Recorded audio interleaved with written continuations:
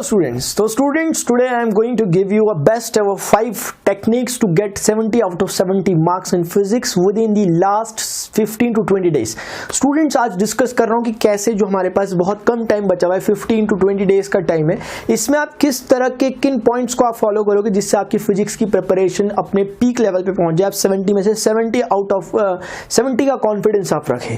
तो वही स्टूडेंट्स मैं बातें कर रहा हूँ, ये 5 पॉइंट्स जो मैंने लिखे हैं मोस्ट इंपॉर्टेंट पॉइंट है, बिल्कुल प्रैक्टिकल पॉइंट है। आप इन्हें फॉलो करेंगे अगर तो आप देखोगे डेफिनेटली आपको सक्सेस मिलेगी। आप 70 आउट ऑफ 70 लाओगे। अगर आपको लगता है कि आप 70 में से 50 ला रहे थे तो आप कहीं ना कहीं 50 से 5, 10, 15 मार्क्स ज्यादा ही गेन कर लोगे। ध्यान रखना इन पॉइंट्स का, क्योंकि क्या होता है बहुत बार हमें नॉलेज भी अच्छा खासा होता है लेकिन हम उसे कलेक्ट नहीं कर पाते, ठीक है ना, हम एग्जामिनेशन में रिप्रोड्यूस नहीं कर पाते, ठीक है ना, तो उसका ध्यान रखना, इसीलिए मैं पॉइंट बता रहा हूं। फर्स्ट पॉइंट है स्टूडेंट्स बाइफर्केशन, यानी कि आपने बाइफर्केट करना है सबसे पहले फिजिक्स को। वरना क्या होगा, हम सोचते हैं कि फिजिक्स बहुत वास्ट है, 2 बुक है, हमारा बाइफर्केशन यही है कि बस 2 बुक पढ़नी है, इतनी मोटी मोटी बुक है और हमें बोर्ड एग्जाम देना है और फिर लास्ट टाइम हम रिवीजन भी अच्छे से नहीं कर पाते। बाइफर्केशन का मेरा मतलब ये है कि आपने फिजिक्स को कम से कम 3 हिस्सों में स्प्लिट करना है, बाकी आपकी मर्जी, आप और ज्यादा कर सकते हो। 3 हिस्से इसके ये होंगे, एक आपका डेरिवेशन वाला पोर्शन है, एक आपका न्यूमेरिकल पोर्शन है और एक आपका लॉज और थ्योरीज और रूल्स हाइपोथेसिस जो होते हैं वो वाला पोर्शन है। जैसे कि स्टूडेंट्स मैं 1 बाय 1 थोड़ा सा डिस्कशन इस पे करना चाहूंगा। देखिए फिजिक्स जब आप पढ़ रहे हो ना तो ऐसा नहीं है कि यहाँ न्यूमेरिकल ही न्यूमेरिकल होते हैं, कोई लोग सोचते हैं यहाँ डेरिवेशन ही डेरिवेशन होते हैं, कोई सोचते हैं यहाँ रूल्स ही रूल्स हैं, ये तीनों ही होते हैं। मेजॉरिटी डेरिवेशंस की होती है लेकिन फिर भी औरों को भी आपने ध्यान रखना है। जैसे लॉस की बात करें, आप इलेक्ट्रोस्टैटिक्स आप स्टार्ट करते हो, कूलम्स लॉ आता है, उसका एक छोटा सा डेरिवेशन टाइप होता है जिसमें उसको वेक्टर फॉर्म में दिखाते हैं, मतलब वेक्टर फॉर्मेशन, डेरिवेशन नहीं, वेक्टर फॉर्म में कन्वर्जन। फिर आपके पास कूलम्स लॉ के बाद उसी में गॉस लॉ होता है, उसके कुछ एप्लीकेशन है। फिर आपके पास नेक्स्ट चैप्टर में आप देखते हो एम्पियर सर्किटल लॉ होता है, फिर वहीं पे बायो-सेवर्ट लॉ से पहले होता है, मैं कुछ बताते हुए चल रहा हूं। आगे आप जाते हो आपको Faraday's first law, second law मिलते हैं, लेंजेस लॉ आपको मिलता है। उसके बाद आप ऑप्टिक्स की ओर बढ़ते हो, रिफ्लेक्शन के लॉज ऑफ रिफ्लेक्शन होते हैं, लॉज ऑफ रिफ्रैक्शन होते हैं, स्नेल्स लॉ होता है। फिर आप वेव ऑप्टिक्स की तरफ जाते हो स्टूडेंट्स, आपको यहाँ पर एक फाइनली मिलता है लॉ ऑफ मेलस और ब्रूस्टर्स लॉ। ये सभी इंपॉर्टेंट लॉज थे जो मैंने बोले। फिर आप थोड़ा और आगे जाते होगे, फिर थ्योरीज की अगर बात करें तो हाइगेन्स की आपको पता है, हाइगेन्स हाइपोथेसिस हमारे पास 2 पॉइंट हैं उनके, वो है उसको रिफ्लेक्शन रिफ्रैक्शन प्रूव करना, वो है वहां पर। नोट भी करते रहो इन बातों को, ठीक है ना, मैं जल्दी जल्दी कह रहा हूं, नोट कर लो इनको।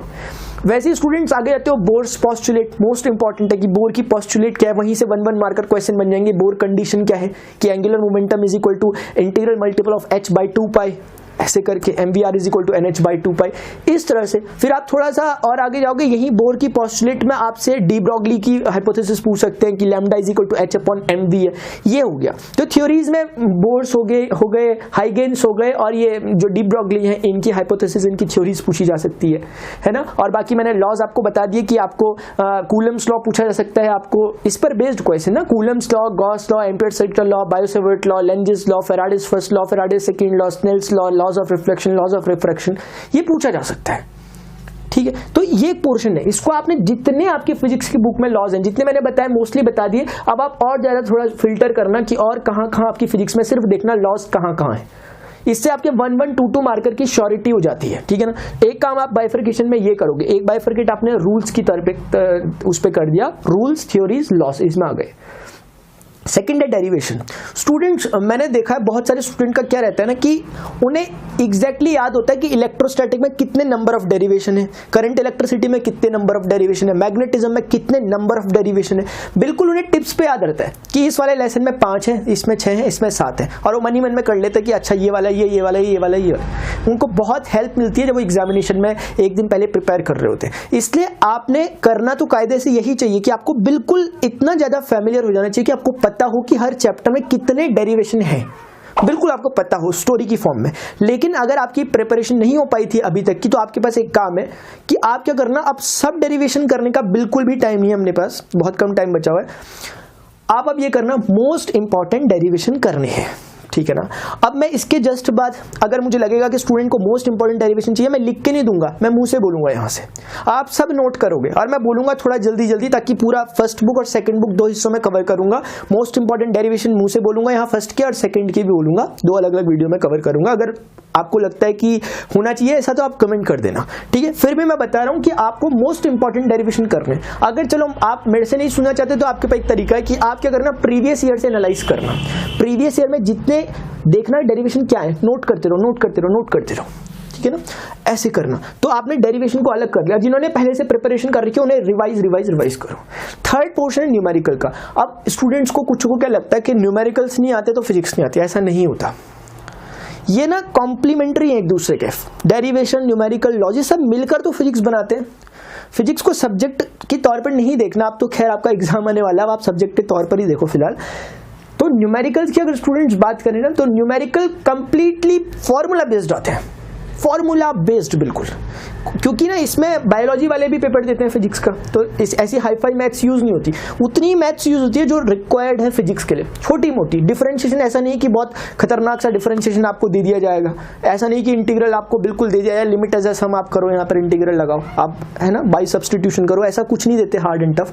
बहुत हल्के फुल्के इंटीग्रल, बहुत हल्के फुल्के डिफरेंशिएशन यूज होते हैं, तो मैथ्स बहुत सिंपल यूज होती है यहाँ पर एक बात। और न्यूमेरिकल जब भी आते हैं, आप कोई भी प्रीवियस ईयर का पेपर उठा के देख लो, न्यूमेरिकल कंप्लीटली फॉर्मूला बेस्ड होते हैं। और सबसे बेस्ट ट्रिक है न्यूमेरिकल करने की, ये नहीं कि आपने पकड़ी रेफरेंस बुक और लगे हो न्यूमेरिकल करने में IIT JEE लेवल के, वो नहीं करने। न्यूमेरिकल करने सिर्फ वो 10 से 15 हर एक्सरसाइज में, ज्यादा नहीं होते, 10 to 15 क्वेश्चंस होते हैं। एडिशनल करने की कोई जरूरत नहीं है अभी, वो जिसको बहुत ज्यादा इंटरेस्ट आता है वो कर ले। लेकिन अगर आप चाहते हो कि आपको अभी एग्जाम के लिए प्रिपेयर करना है, तो 10 to 15 हर चैप्टर में न्यूमेरिकल है। चाहते हो कि एग्जाम में बिल्कुल पढ़ा हुआ न्यूमेरिकल आए, जो हर एक्सरसाइज अगर आप कर ले रहे हो 10 से 15, इससे क्या होगा, कॉन्सेप्ट भी बिल्ट हो जाएगा, क्लियरिटी आ जाएगी।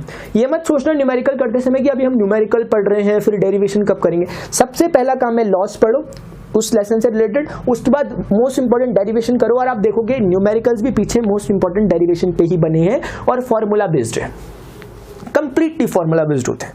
आपको थोड़ा यूज करना आ जाएगा डेरिवेशन को, कि अच्छा डेरिवेशन को ऐसे यूज करते हैं न्यूमेरिकल में, इसलिए मैंने बोल दिया सिर्फ एक्सरसाइज। और आप थोड़ा थोड़ा ऐसा करो कि एक दिन में आप 2 चैप्टर आराम से फिनिश कर सकते हो स्टूडेंट्स, एक्सरसाइज ना एक दिन में आराम से कर सकते हो। अब लगा लो फिर कितने दिन में आपका कितना हो जाएगा, बहुत इजी है। थोड़ा सा स्ट्रक्चर बना के पढ़ोगे तो आएगा मजा। अब ऐसे पढ़ोगे कि 2 बुक है हमारे पास, इतना वास्ट सिलेबस है, ऐसे ही बोलते रहोगे तो काम नहीं बनेगा।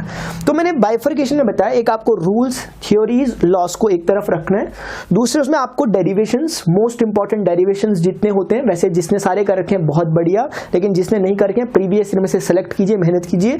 और न्यूमेरिकल की जो स्टूडेंट्स बात है मैंने बता दिया, सिर्फ और सिर्फ एक्सरसाइज जो NCERT में दी गई है वो कंप्लीटली फॉर्मूला बेस्ड, ठीक है ना। इसलिए कोशिश करना फॉर्मूले की शीट अलग से बना देना, ताकि आपको न्यूमेरिकल में अलग से पूरा डिराइव ना करना पड़े फॉर्मूला। न्यूमेरिकल शीट, ये जो फॉर्मूला शीट है अलग से एक पेपर में बना लो, 1 से 2 पेपर में आपके सारे फॉर्मूले कवर हो जाएंगे 12th के, सिर्फ 2 पेज में आराम से, है ना। तो आप अपने हिसाब से बनाना, ये इंडिविजुअल का, ऐसा नहीं कि आपने आपके फ्रेंड ने बना रखी है आप उसी से कॉपी कर रहे हो, आपको पता नहीं क्या लिखा है।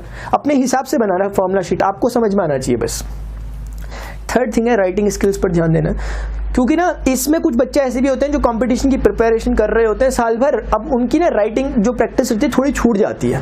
यानी उन्हें बस इतना आता है कि मुझे क्वेश्चन दो मैं आंसर निकाल के दे दूंगा, उन्हें वही MCQs की आदत होती है कि फटाफट मुझे क्वेश्चन दो मैं आंसर निकाल के दूंगा।